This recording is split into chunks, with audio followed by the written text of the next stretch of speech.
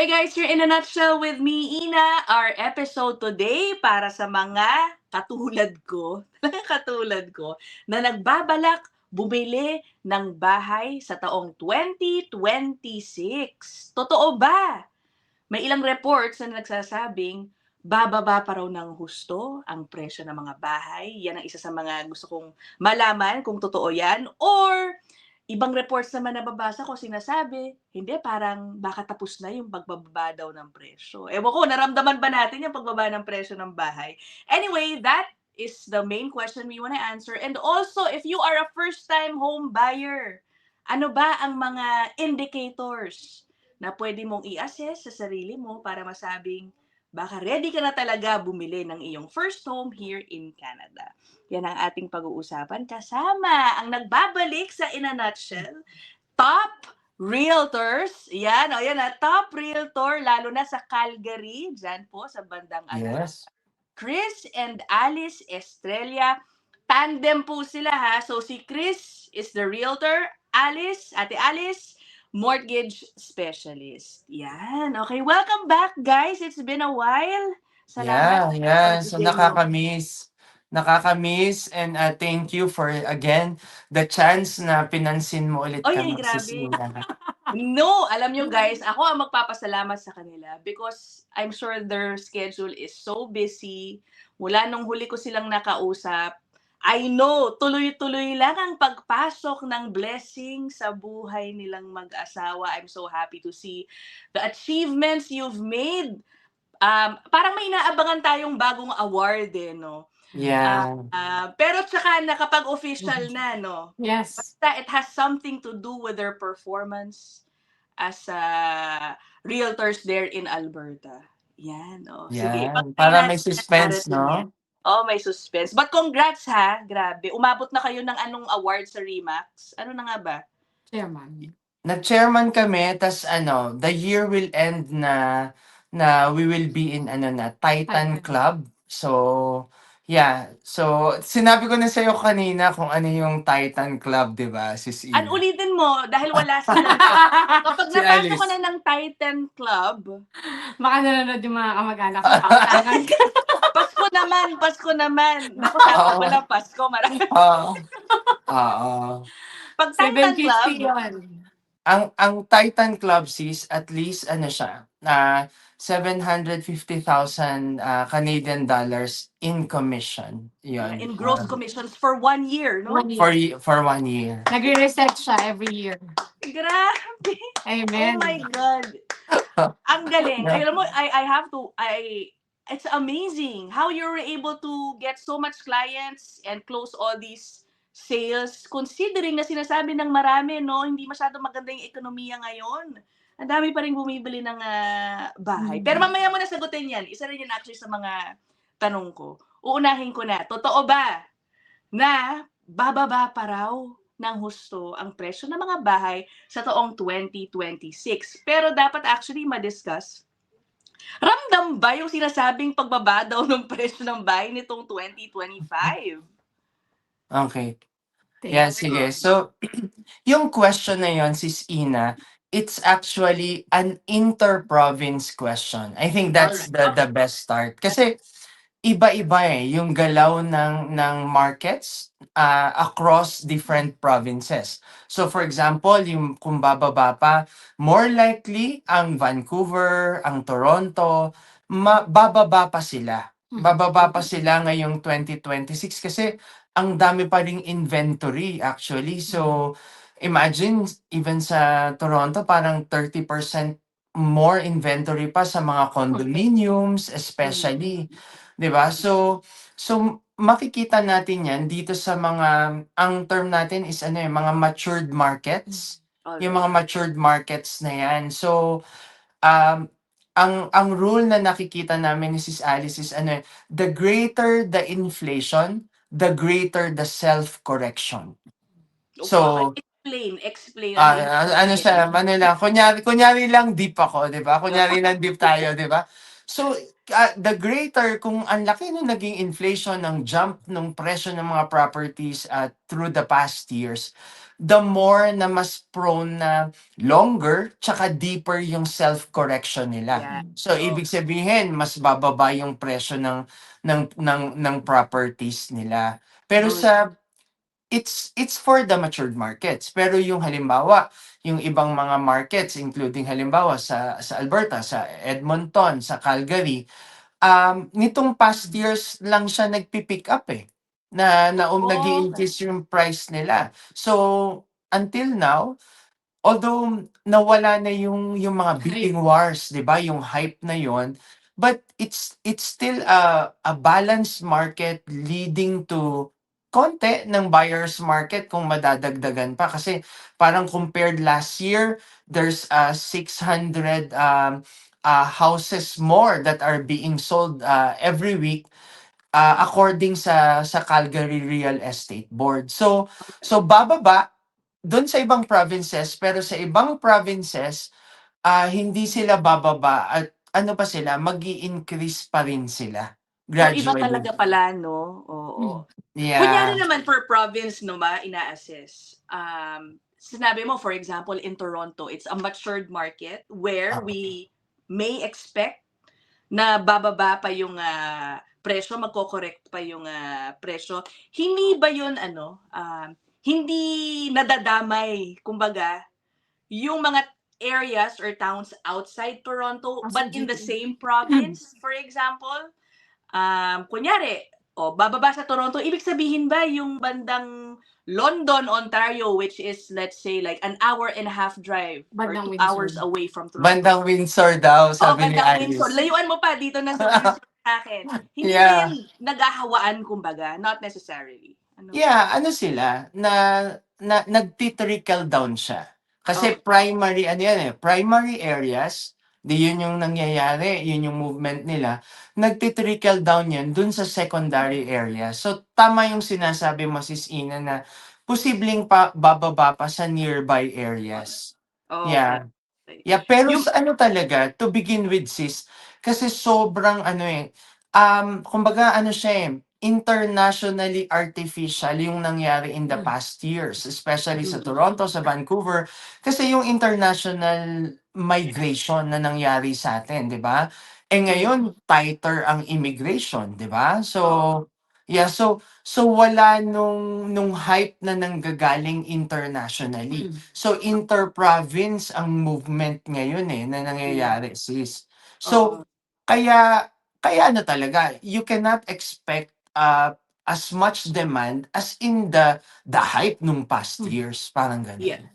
Parang ang nabasa ko na isa sa mga dahilan daw nga kung bakit bumaba, at least starting 2025 pa lang daw, is because of the policy changes in immigration. Ang dami na nagsialisan. Yan, yung mga estudyanteng nagrerenta, nabakante ngayon, yung mga apartment or mga condo, yung ganyan. Plus, apart from that, upcoming na raw sa 2026, yung maraming up for renewal rather, yung mga bumili noong 2021 at very low interest rates, ngayon 5 years later, ang dami paparenew. Baka daw hindi nila afford yung tinaas ng interest rate, kaya magbebenta pa sila lalo and that would increase further yung supply sa inventory. Tama ba yun? Yes. Mortgage. Oo. Parehong totoo yun si Sina kasi yung migration, di ba, 2020 nag-start yan, 2021, hanggang 2023, very boom ang Canada. Yeah. Student pathway. So, ang dami talaga. And take note na itong mga naging student pathway na to, with the tuition fee now of 1.6 to 2 million, may mga pera to. So, may mga pera to. And dito, di ba, kapag naka-work permit ka, 6 months validity ng work permit mo, pwede kang bumili ng bahay. So, marami talagang nakakabili. So, tumaas yung demand ng bahay. So, mas mataas yung presyo before. And yung sinasabi mo na isa na yung mga bumili during the pandemic, kasi mabagal yung galaw nung market nun. So, ang ginawa ng government, mababang interest rate, 1 point something, may mga 2. Eh ngayon, the lowest that you can get, 3-ish. 3.6, Lowest. 3. Oo. So, for some, hindi nila afford yung possible na increase kapag nag-renew sila. So, posible na ibebenta rin nila. Okay. O sana nga, no? Sana, I mean, for buyers, it's a good thing. Yes. Pero may nababasa rin akong reports, ano, na parang ngayon, ang medyo concerned, yung mga investors na nagsibalihan ng mga mura yung bahay nung pandemic, baka daw, wala na ngayon silang tawag dito, mga magiging tenants, yung mga ganun. Meron din bang ganong concern from the perspective of the homeowners naman? Tenancy, Daddy. Okay. Oo.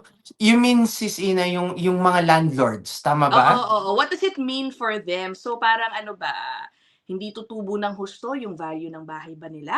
Tapos yung mga rental property owners, should they be concerned with the immigration policies? Diba? Paano nila ma-sustain yung bayad? Parang ganun. Yeah. Actually, ang nakikita namin kasi ang maganda, Sis Ina, realtor ako, mortgage broker si Alice, pero mga investors din kami, 'di ba? May less than 20 kami na properties eh. Yan. Ang So, konti, grabe, ang so konti. may so so may pinapaupahan din kami. Okay, o So, kamusta? Oo, kamusta? yeah, actually, to be frank, softer ang rental market ngayon. Kasi talaga, nothing will beat that hype nung mga past years na yun na talagang dumadagsa yung mga international students dito, di ba? Mm-mm. So, pero pa rin, pero we're still in a good place kami bilang mga investors. So, kasi most ng properties namin may legal basement, as in permitted, yung legal na basement talaga, tas yung main floor, may pa rin, may tenants pa rin kami. Siguro at some point meron kami, halimbawa pag alanganin yung renewal pag winter, kasi mas may maghanap ng tenant pag winter kaysa spring or summer. So siguro nilo-lower namin ang mga $150 to $200, pero may laman pa din. Meron pa ring tenants kasi ang galing nga kasi na-realize namin talaga na na na ang tirahan, ang house, lalo na dito sa atin sa Canada ha, more basic siya sa pagkain kasi lalo na pag winter, 'di ba? Yung may mga group dun sa mommy's group na, "Uy, tulungan niyo naman ako kasi wala kaming pambili ng pagkain kasi kakabayad ko lang ng renta." Kasi mamamatay ka if you stay in the cold outside. So, mas nagiging more basic yung Need. tirahan than pagkain. I see. Okay. O ngayon, pag-uusapan naman natin, ano ang observations ninyo? Since I assume, ang dami niyo nang natulungan na iba't ibang lahi, hindi lang naman siyempre mga Pilipino. But I was wondering, baka meron kayong observation sa Filipino buying yan, ability, yung mga homeowners. Kasi sinabi nga, parang hindi maganda ekonomiya ng Canada over the past year. Right now, hopefully we're on the way to recovery. Kamusta? Marami pa rin bang Pilipino na bumili ng bahay? O, this year na lang, 2025. Parang year-ender, 80%. analysis niyo, Yeah. assessment din sa inyo. Yeah, go. Actually, marami.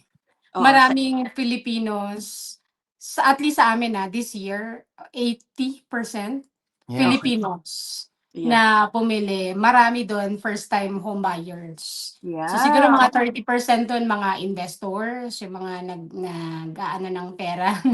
Nagpapaikot. Oo, pero maraming mga first-time home buyers. So in fairness, na-appreciate, maraming Pilipino naiintindihan na mahalaga na may sarili kang bahay. Yeah, oo. Yan So, talaga ang dream bumibili ng sila. marami, No? But of course, guys, if you are believers of renting, that's no problem as well. Meron kasi mga ganyang tao na renting ang mas paniniwala nilang mas financially favorable to their situation, that's okay. But that's good, okay? At least, mga kababayan natin, taking the risk, diba? Talaga naglalakas loob. And I assume they are also ready, which leads me to my next question. O sa mga first-time home buyers, nagbabalak ngayong taon, the basic indicators that will tell them, Alice, na sila ay ready na, okay, na kumuha ng pre-approval, magtingin-tingin ng bahay, mga ganyan. Unang-una, yung down payment. Okay. So, ang maganda naman sa Canada, kapag titiran mo, more so kapag first-time home buyer ka, 5% is Mhm. enough. So if we're looking at 500,000 property, 25,000 na down Mm. payment. So normally, yun lang naman ang pinakamalaking challenge kapag lahat naman I think mostly gustong bumili ng Mhm. bahay. It's just Yeah. that ano yung part na hindi pa sila ready, yung down payment. So Okay. the moment na makapag-save ng down payment, ilagay mo sa FHSA, yung First Home Savings Account, o iba may RRSP na minamatch nung company nila. Kapag meron ng sapat na pang minimum na down payment, that's a good indicator na posibleng ready na. Okay. Pangalawa, maayos na credit score. Okay, yan. So, Nako. yun talaga ang maraming Maraming ano ko ba sumasabit. i-phrase? Maraming Maraming sumasabit diyan. sumasabit sa credit score. So, Oo. especially sa experience namin yun yung challenge ng maraming Filipino, yung credit score mababa. Bakit? Kasi kapag mababa yung credit score mo, may dahilan yan. So, unang dahilan yan is posibleng masyadong mataas yung utilization, yung paggamit mo ng mga cards. So, mas malaki yung utang. Especially sa mga credit cards. So, pangalawa, mga missed payments. Di kaya pangatlo, yung mga maraming loans, yung lahat ng loan, pinapatulan, payday loan, student loan, lahat ng Line of credit. line of credit. Lahat, So, meron. doon kami minsan natatagalan kasi minsan hindi naman okay, ready na siya sa down payment pero medyo kailangang ayusin. It takes time, 2 months, 3 months for us. Ayusin natin, i-structure natin in such a way na 3 months after makakabili ka na. Oh, So, pwede yun. Okay. oo, Oo. may mga gusto na ready na financially pero hindi pa ready yung papers. So kailangang maintindihan. Actually kagabi may meeting lang, may pumunta dito sa bahay para nagpapa-coach ng ganyan kasi ang sabi namin we need to structure it in such a way na mabayaran mo. Alin dito yung pinaka importante na dapat mong bayaran? Ano yung pinaka-hate ng mga lender na makita? So para alam ng viewers natin ano nga yung meron sila kagabi? Flexity. Yun, yung Flexity, ayaw na ayaw ng Ano lender. yun? Hindi ko nga alam yun. Ano siya, yung parang, Appliances. oo, ino-offer yun ng mga appliance store, o di kaya kahit na ano. Oh. So, mga gano'n, mga biniling mga kung ano-ano. So, So, bayaran na nila ayaw ng muna lender yan. ng Oo. Flexity. So, marami akong banks na nakadeal na pag Flexity, ayaw nila yan. Bayaran mo muna. So, Oo. gano'n, down payment, Student loan. credit score, ayusin, tapos yung mga loans. Lahat Yeah. ng pwedeng i-pay off. Kasi you have to consider na kapag halimbawa meron kang mortgage, babayaran mo yun di ba? So kung meron ka pang hindi tapos na, halimbawa loans na binabayaran mo rin monthly, hindi kaya magipit ka nun? 'Di ba kapag doble-doble yung kailangan mong bayaran. So ang ginagawa namin, tignan natin kung ano yung para naman responsible yung pagbili mo, hindi yung nabentahan ka namin, okey nabenta pero anong itsura niyan pagpasok ng mortgage mo, kaya mo ba? So kaya Yeah. kami normally we start with ano ang komportable ka na sustainable for you na bayaran long term. So normally, monthly kasi mahabang commitment ang pagbabayad ng mortgage. So dapat komportable ka. So normally kapag nagre-rent sila, mga halimbawa ang rental nila 2,000, ang normal na sagot mga 2,3 okay pa ako niyan. So we start kumbaga pabaliktad. Magsimula tayo sa pinakakomportable ka para pagdating kasi yung approval, especially kapag maganda yung income, minsan mas malaki yung approval talaga. So for example, ang kaya lang nila is 500, ay yung kanina may kausap ako, ang kaya lang nila less than 2,000. Pero ang approval nila is 500,000. So yung goal nila, yung goal nila na monthly na 1,800, magfo-fall yun within the 400,000 mark. So ang question namin sa kanila, it's either we go dito sa 500,000 mark na 'to na mas maganda rin property na mabibili mo or we go dun sa komportable ka. So dito sa 400,000 worth ng property na 1,800 lang yung monthly mo. Pag 500,000 magkano? 2,3 na So parang ang bayad nila sa renta nga 1,700 something. So parang yung 2,300 for them medyo mabigat na. So doon kami nagtapos. Sige dito tayo sa 400,000 anyway, maliit lang naman pamilya. So that's a good starting point para hindi sagad. Oo. What's nice is that you help them navigate, no? Kunyari, hindi pa sila ready. Kahit pa umabot ng 1 taon in the making yan, you will guide them on how what to do, Yeah. o ito muna bayaran mo, dapat bayaran mo ng ganitong amount. Ganun bang level of scrutiny and help ang pwede Meron kaming case na 6 months inabot.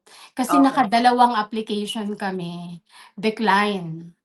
So, Oh, dalawang application, after ng second decline namin, sabi namin, hindi muna tayo magre-resubmit ng application. So, nagrenta muna sila. Kasi Okay. binabenta na namin yung bahay. So, nagrenta muna sila and then ni-restructure kung alin yung pwedeng bayaran para mas tumaas yung credit score, mas magkaroon ng confidence yung mga lenders. Parang 6 months I inabot see. namin, oo. May Okay, bahay but na sila it's not ngayon, detached. alright, okay. But Mm. it's not impossible, guys. Siyempre, sabi mo nga nung maraming sumasabit sa hindi pa magandang credit score. Mhm. Okay? But it's not impossible. It's Yeah, we can yeah. work with it. Okay? Mhm. How Yeah. can you give us ano bang an interesting example pa? Kunyari na bad credit pero nakabili ng bahay. Pwede, oo. Meron Sino ba kayo bang bad naiisip? credit natin na ano?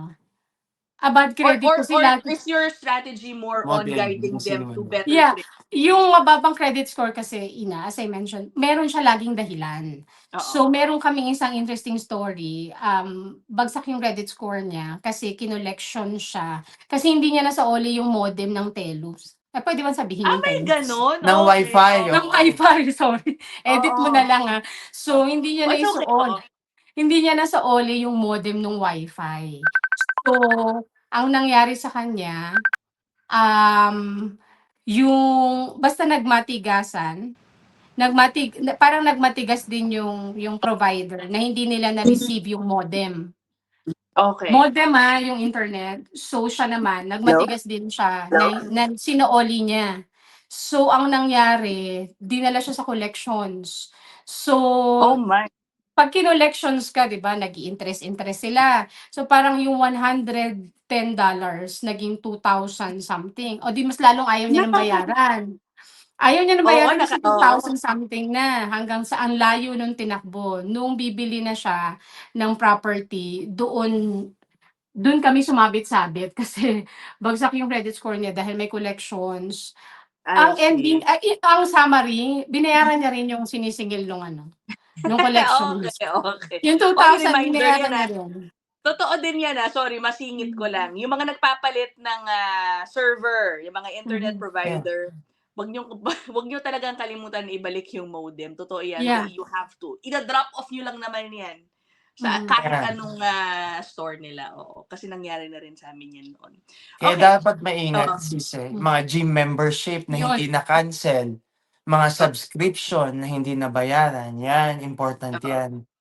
Okay. Do you, ano ba, okay lang ba sa inyo mag-refer sa B-lenders kung tawagin? Yeah. Kasi 'di ba usually yan daw yung puntahan ng mga hindi maganda yung credit, although I know they require a higher down payment and higher interest rate syempre ang ibibigay. Magkano, mami?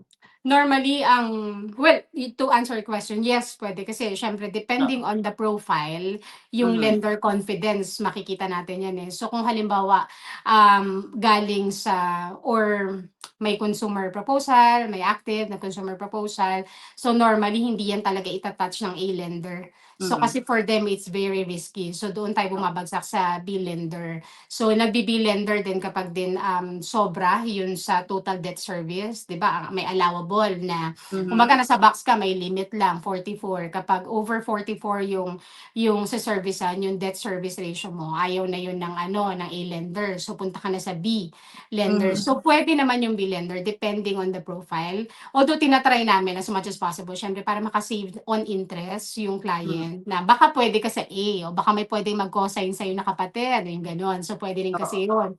Pero kung wala talaga, B lender is fine. Mas mataas lang sila. Normally, depending on the lender. Pero majority niyan 1% higher. So kung ang prevailing rate natin, for example, 3.8 ngayon, most banks 3.7, 3.8, mga 4.8 sila. All right. Okay. Plus, By the way, may 20% down payment din, automatic. 20. Plus, may 1% lender fee. Most B lenders, may 1% lender fee. Utang ka sa kanila ng 500,000, yung 1% nun, kailangan mong bayaran before nila i-fund.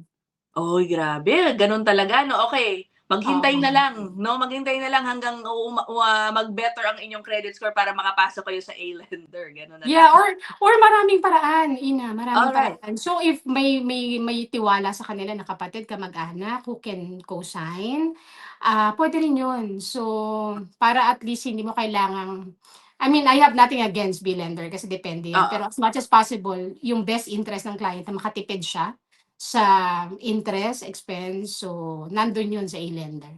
Oo, nakalimutan ko pala i-up ang inyong Facebook page, ha, nakalimutan ko. Kung gusto ninyo makakuha ng personalized consult sa kanilang dalawa, ayan, puntahan niyo po ang Facebook page ni Chris Estrella. O, tignan mo naman kanilang wedding photo dito. Pak na pak 'yan. Oh, di ba?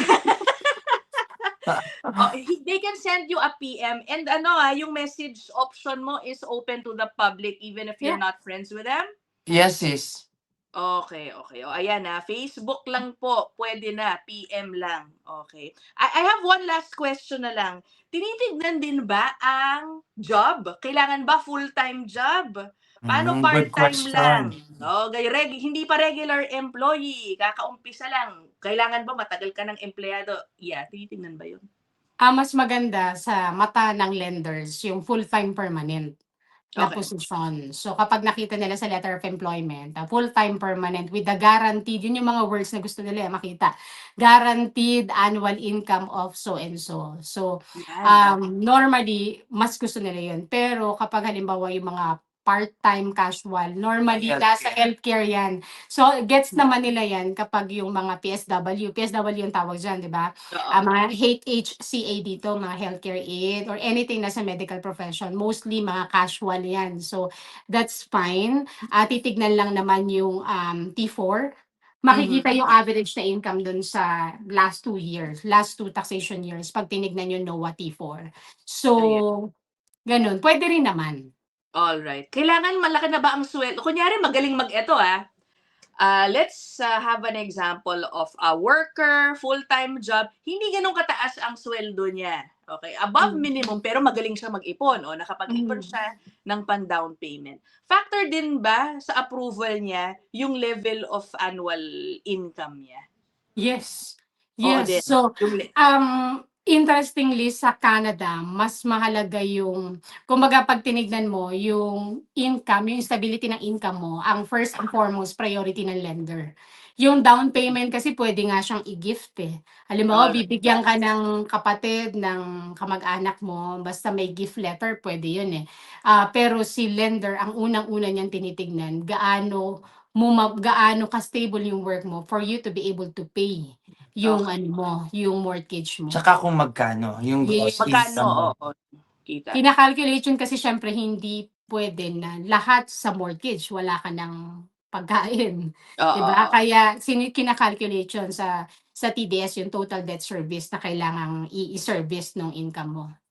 Okay. Yun lang naman. Tingnan mo, nakakalahating oras na tayo Oo at nga. ganun lang, napahaba na. But thank you so much. Guys, nakita niyo na, inap ko na po yung kanilang Facebook page.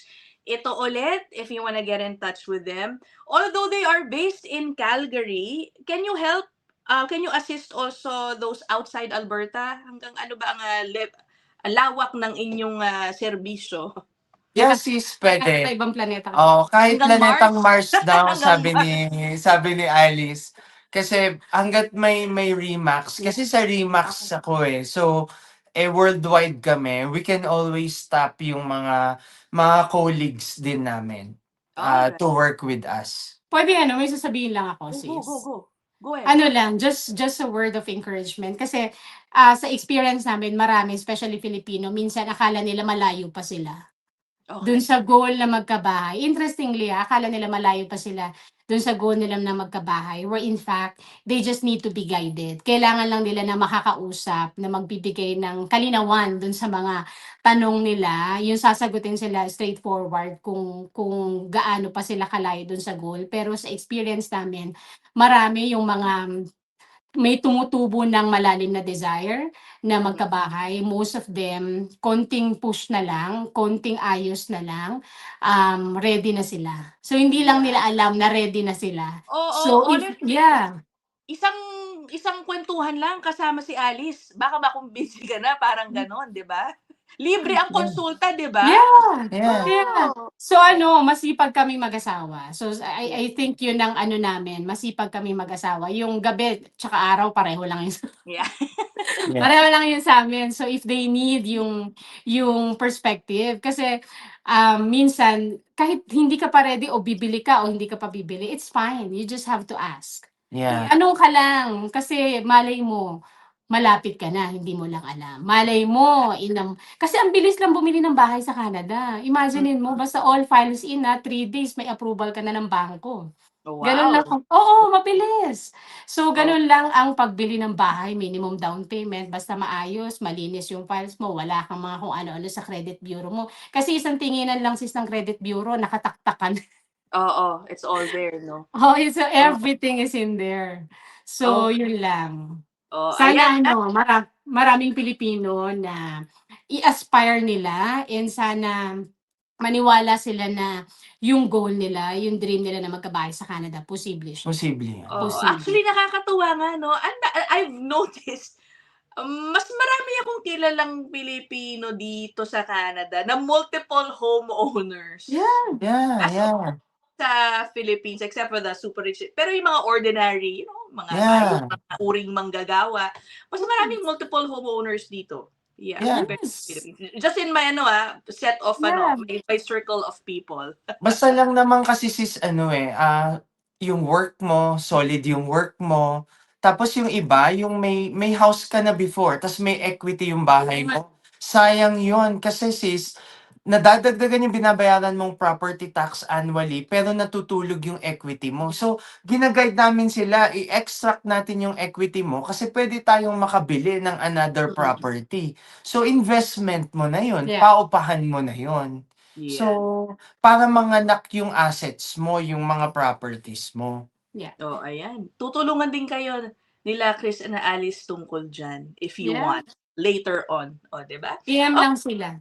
Oo, sige, mag-PM lang kayo ulit doon sa Chris Estrella Facebook page. Maraming salamat sa inyong dalawa.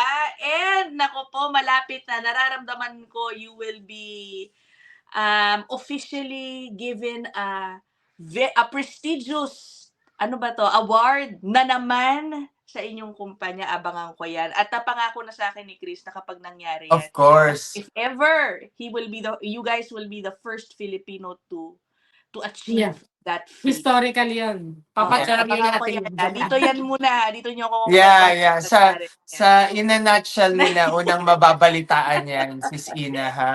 Oo. Thank you so much, guys. We will end this episode here. I'll see you guys in the next one. Thank you, Chris and Alice. Bye! Salamat. God bless.